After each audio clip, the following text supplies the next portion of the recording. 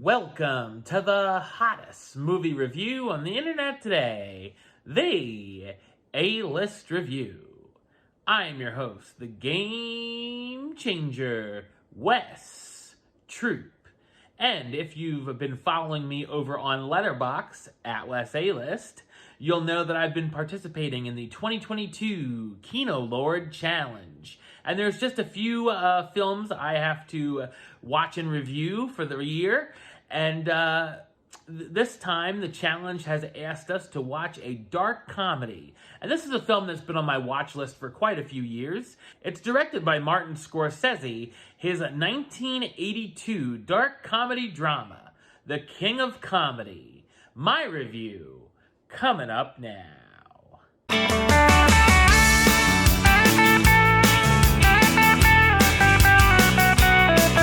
Rupert Pupkin is a wannabe stand-up comic who's also delusional. He's a crazed fan of the late-night television host Jerry Langford, and after sharing a cab with him for a few minutes, think he's finally got his big break. After trying to impress Jerry and not being able to take a no from his office, Rupert teams up with another crazed fan to kidnap the television host. They hold him hostage for the ransom of Rupert being able to do the opening monologue on Jerry's show. So what did I think of The King of Comedy? I thought it's an unsettling but brilliant satirical black comedy film.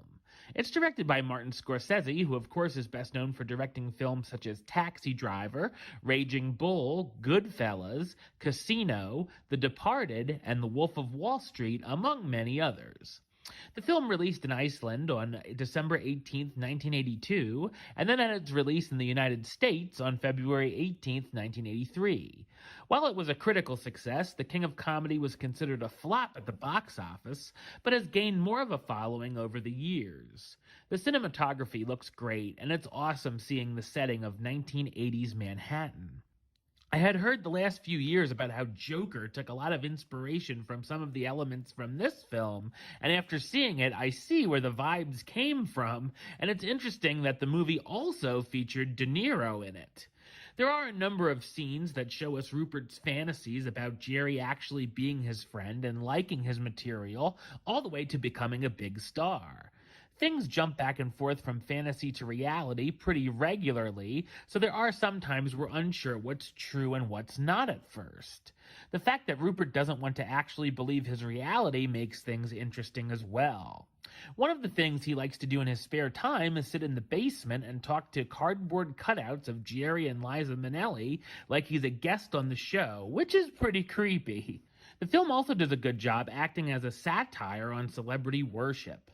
I also like that most of the time we see Jerry, he's stressed out from all the downfalls of his celebrity status, and there are some elements based on things that happened in Jerry Lewis's real life. There are some humorous moments that made me laugh, but there are some jokes where you wonder if you should laugh or not because of their awkwardness. The characters are all pretty unlikable here and hard to root for, but that's kind of the point. The ending of the film is certainly up for interpretation as well. Great performances from the cast, starring Robert De Niro as Rupert Pupkin, the struggling stand-up comedian with mental health issues whose dream is to appear as a guest on the Jerry Langford Show, Jerry Lewis as Jerry Langford, the famous late-night TV show host, and Sandra Bernhard as Masha, another unstable fan who helps Rupert with his plan. There's also a number of cameos from Tony Randall, Dr. Joyce Brothers, Martin Scorsese himself, and even The Clash. The King of Comedy is an entertaining and unnerving film that's both an underrated performance for De Niro and one of Scorsese's underrated films. Number-wise, I'm going to give it a 9 out of 10, which gives it the A-list rating of A-list approved. That's right, it gets the A-list seal of approval. All right, well, that's the show. I'll be back with another review very soon. But until then, don't forget to subscribe right here on YouTube. youtube.com/westside515.